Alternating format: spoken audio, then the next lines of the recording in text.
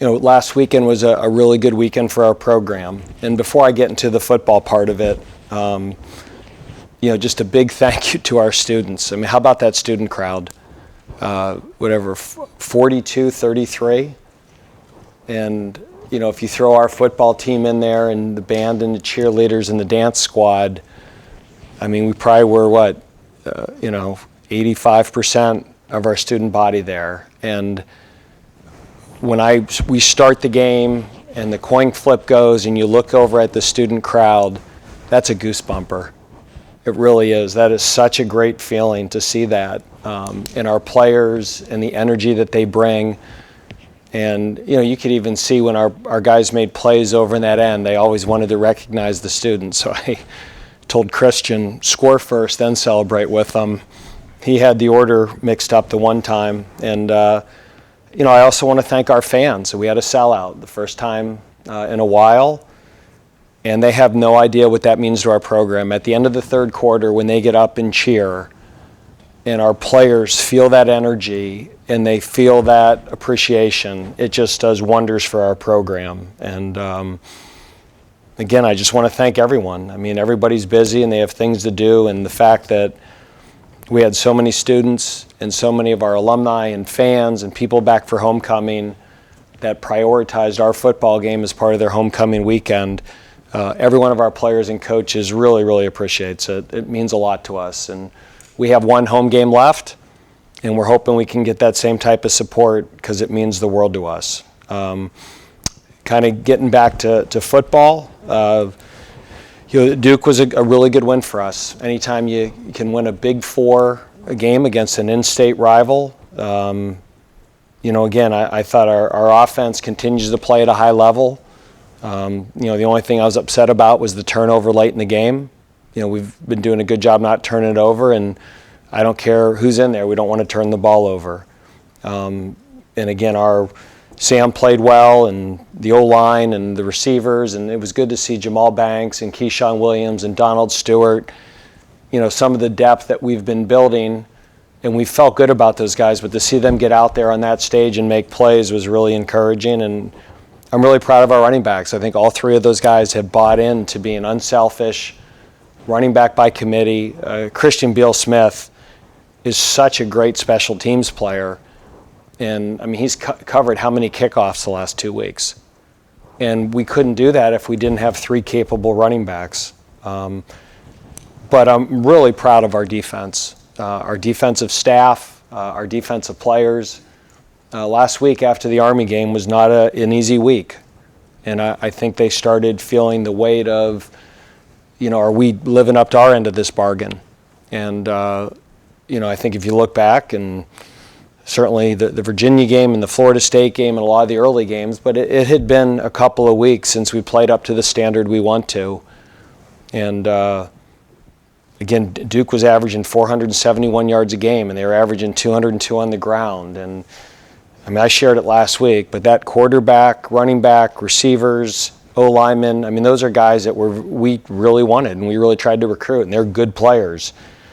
And I thought our defense played physical, they played fast, and if you take away the last drive against all of our backups when we emptied the bench, that was one of our best defensive efforts of the year. I thought it probably was one of our worst special teams performances.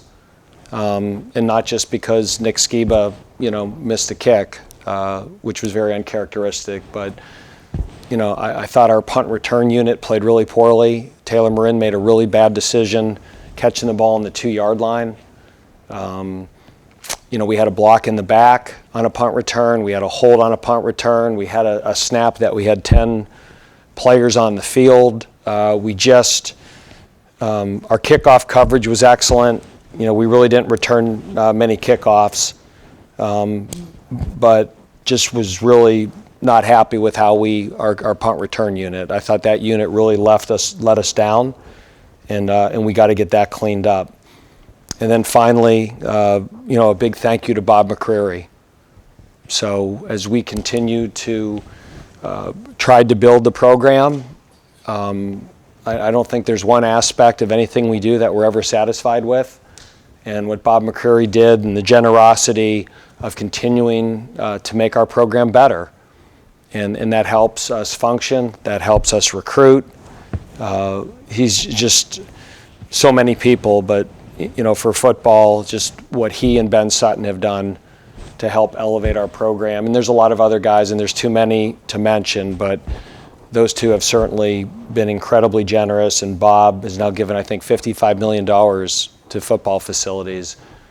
And so it's not an accident why we're winning. We have support. We have really good players. I think I have a great group of assistant coaches, and we're just trying to get better every day. And this is a week that we have to. Going on the road to North Carolina, Coach Brown has done a phenomenal job of kind of re-energizing their program. You can quickly see on film why they were a preseason top 10 team. Anybody who's critical of Sam Howell and how he's played hasn't watched any film on him. My respect for him as a football player has only grown this year, and it's not his numbers. I mean, he's thrown for close to 2,200 yards, and he completes almost 2/3 of his balls, and his touchdown-interception ratio is still good. The courage, the guts that he plays with. He's rushed the ball, if you take away sacks, for almost 800 yards. And he doesn't slide. I mean, he's a competitor, and he's a winner. And I just, for people to criticize how he's playing, haven't watched film on him. Chandler, the running back they got from Tennessee, is certainly one of the top 3, 4, 5 backs in the ACC that we've seen. I'd put him right up there with, Tucker and Durant in terms of what we've defended. Josh Downs, the receiver, so far is probably the best receiver we've faced. He has almost 1,000 yards in receptions, 8 touchdowns. I watched their explosive play tape the other day, and it's, Downs, Chandler, Howell. Then they got outside guys who can run in the end, and they make so many explosive plays. And they have their entire offensive line and tight ends back from a year ago. So they lost Daz Newsome, and now they got Downs. And, Sam Howell is still there, and the tight ends and O-line, and Chandler is the running back. So these guys are really explosive, close to 500 yards a game they're averaging. They're averaging 36, 37 points. So they're playing at a high level. Defensively, their 2 tackles are probably, in combination, the best tackles we've seen all year. Both those guys, Murphy and Vohasek, if I'm saying his name correctly, are really physical. Their edge guys have been there forever. Gembel's one of the best linebackers in the league. They've recruited at a very high level in the secondary. They've had some games not go their way this year, but I'd say every week that you prepare for what the team's capable of doing and what this North Carolina team is capable of doing. And it's starting to come together for them. I thought last week they really had a chance to beat Notre Dame in the fourth quarter. They had a 2 or 3 play stretch. They could have easily been taking the lead in the fourth quarter, and it quickly went to a 10-point deficit. So again, I got a lot of respect for Coach Brown and what he's accomplished, and their coordinators, Longo and Bateman, are both very good at what they do. And we're on the road, and this will be a hard game. So our guys are excited about the Big Four, and it's just trying to go 1-0, and that's where we are. And this will be a challenge this week. So with that, I'll take questions. With the national attention on the program and balancing the 1-0 every week approach, do you have to strengthen your voice in telling these guys that? Connor, I've said this a few times, but the lesson we learned in 19 was so painful, and our guys remember it. We, whatever we were, 7-1 and ranked, I think it was the week the first college football playoff ranking came out. And, I think then we played NC State, and we played well, and then we lost Scotty, and then we head up to Virginia Tech, and we didn't play well. and we never quite got it back. And again, I think we have to be more team-oriented, and I've said this to our team multiple times, that in order for us to go from good to great, we've got to stay healthy, we've got to develop depth, and we have to remain unselfish and remain focused. And there's so many players on our team that are playing that went through 19 that isn't coach speak. You know, they saw us not stay healthy, not have the depth, and get selfish. And that's how a 7-1 start became a 1-4 finish. And we were proud we were at that point, but we didn't finish. And you can feel it in our room that, okay, next one, let's go. And I think part of football and getting guys that love football is they enjoy the weekly challenge. You know, and again, it really is. It's a 1-week season, right? Defending Army is completely different than defending Duke, which is completely different than defending North Carolina. And it's completely different attacking those places. And if you don't enjoy the weekly process and the preparation and the grind and the practice, then you're going to run out of steam. And I think we have a group that enjoys it. You know, I mean, I love our Tuesday morning meetings. You know, I get in here and I sit right there and I have a cup of coffee, and I usually tell Corey Roberson a bad joke and he'll laugh at it. And you genuinely enjoy the routine of preparing your team every week. And I like our team. I enjoy being around them. Practice is fun.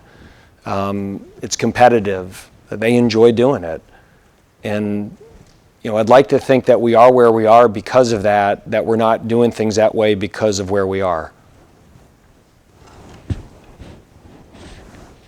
Dave, I wanted to ask you about Johnny Foster and his help with the program. And I heard his story because it was homecoming weekend about him as a student.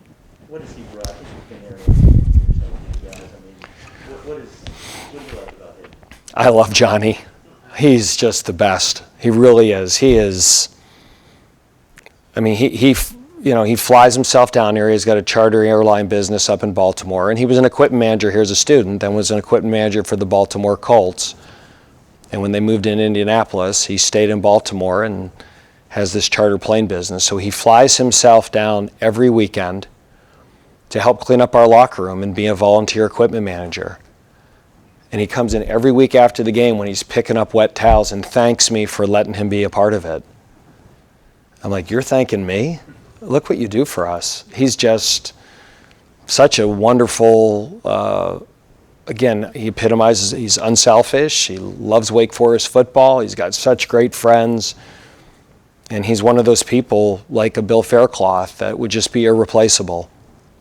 You know, those guys don't just pop up. He loves Wake Forest University. He loves Wake Forest football. And he's just a wonderful human being. And we are so fortunate to have him in our program. Back in the 70s, he didn't have anywhere to stay, and Chuck kind of got him into the football dorms. Mm-hmm. The rest is history, I guess. Yeah, and he's been a really valuable resource, you know, in helping us recruit. So at times when we've got to go to parts unknown, that he'll arrange a charter flight so that I can do 2 or 3 home visits in a day. So he's also extremely generous with his time, you know, with his money. I mean, he's all in.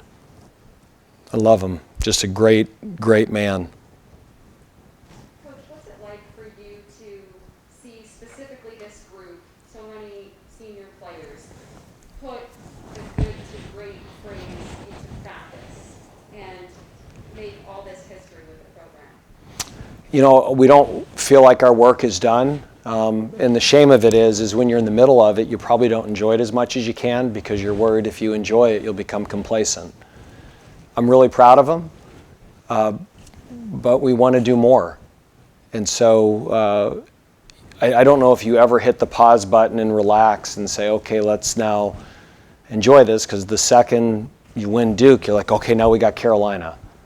You know, just the nature of what we do, that you're on to the next one. But I told the team at the beginning of the year when we were 0-0 that I would not have come up with the slogan good to great if I didn't truly believe that we were capable of it. I never would have come up with that slogan in 2020. You know, 2020, we had graduated a lot of players. We were going to be inexperienced. I think we had 7 or 8 new starters on offense. And, we graduated a bunch of guys on defense at corner, and, I thought 20 would probably be a little bit of a transitional year. And I really thought, given COVID, we got through the year pretty well. Didn't finish the way we wanted to, but earlier in the year probably even played better than I thought. But I thought with all the guys coming back and some of the vets, I thought this team, if they applied themselves, would have a chance to have a special year. And so we came up with that because we believed we were capable of it. And again, it's nice to see it start to come to fruition, but we're not there yet. We still have a lot more football to play. In our mind, potentially the season's only like half over. Dave, with this play, especially the last 3 or 4 games, Sam Hartman is starting to get some national attention, even as an outside Heisman trophy candidate. How do you see him handling that to this point? He's been great. He's been like our football team. He doesn't want to hear it. He's certainly deserving of it. I just think every time I hear a coach get up and stump for that stuff or complain about where they're ranked, right? It's like the football gods and karma, they make you pay for it. So we try to stick to focusing on the game and letting the film speak. And, I think what Sam has done speaks for itself. And he deserves to be in all of those conversations. But what he means to our team is, I think, what he cares about. And that's why, I talk about Sam Howell being courageous. I mean, our quarterback's the same way. Our quarterback, how about the plays he made with his feet last week, right? I mean, he scored how many touchdowns and converted first downs and kept drives alive with his feet. And, he gets hit. And he keeps his eyes down the field. And that's why our players and our team respect him so much, because they know he's all in it for the team. Those scrambling plays where he ends up throwing across his body and making plays now, those don't end up as good plays as a freshman for Sam, do they? Well, he's bigger, he's stronger. And you just look at Sam in his 4th year and Brandon Chapman in his 6th year. How many times do you think, there's an accumulation of reps that happens. And even the throw he made to Jamal Banks on the 2-yard line was another one of those, there's no way he's making that throw 3 years ago or maybe even a year ago.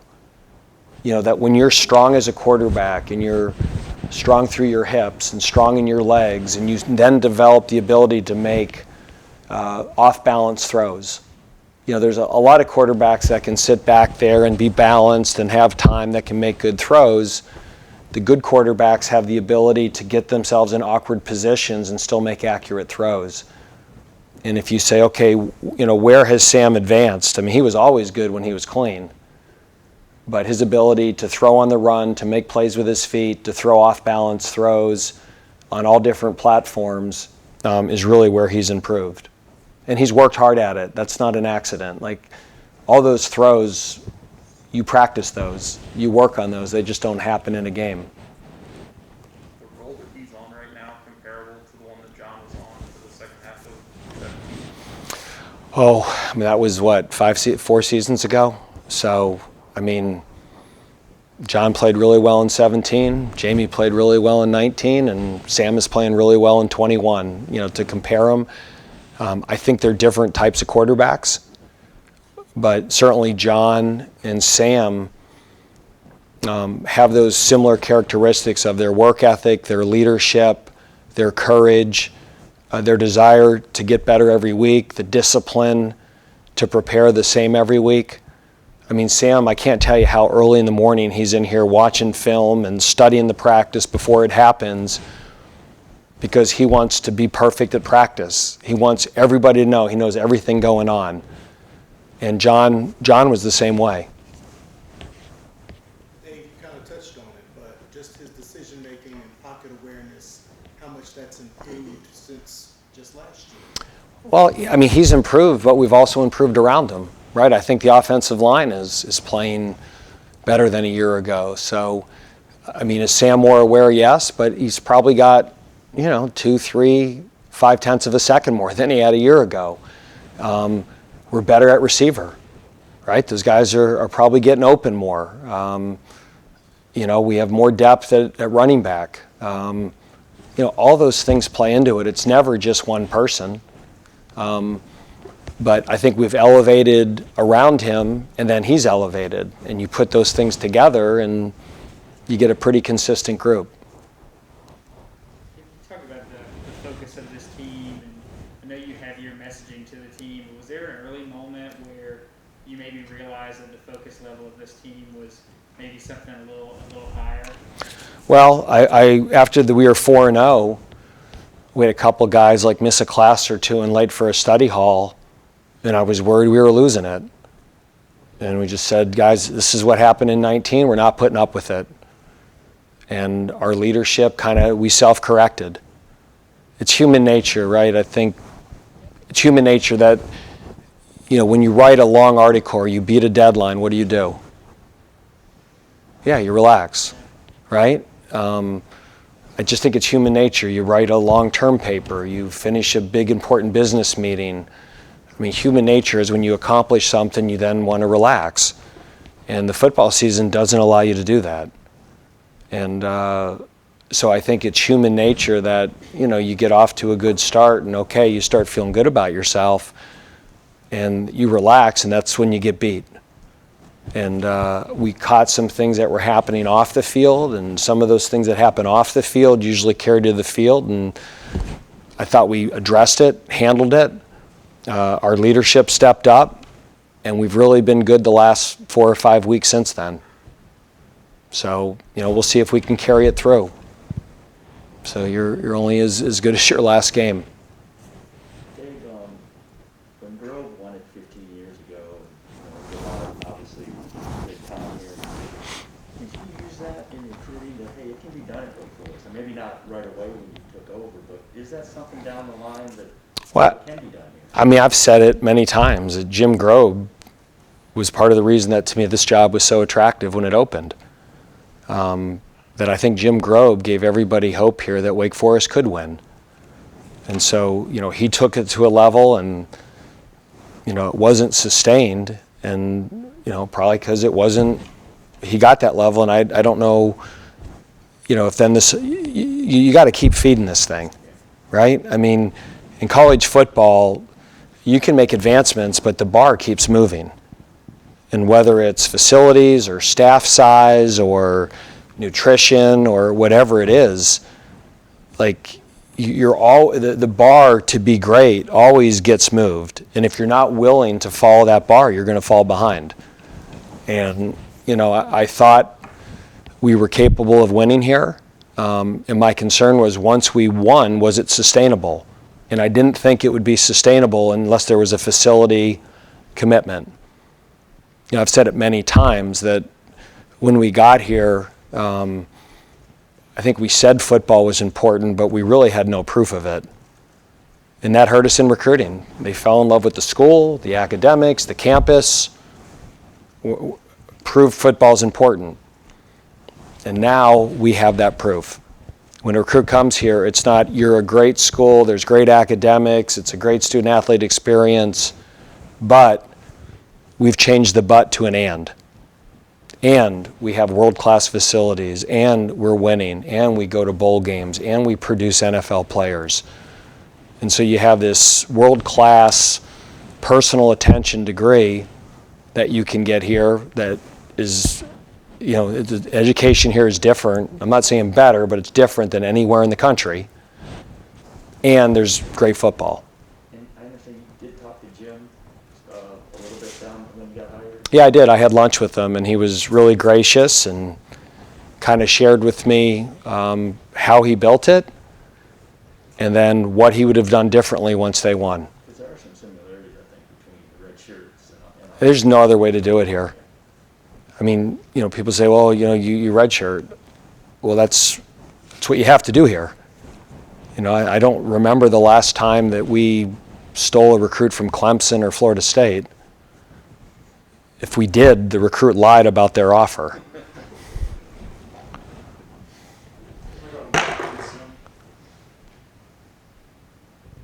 Hi, Mark. Yeah, Dave. Mark Siglis up the Albany Town Union. How you doing? I'm well. How are you? Good, thank you. 2 years at the beginning of your career working at grad assistant at Albany, what do you take from the 2 years working at Albany for Bob Ford that you think helped get you where you are now?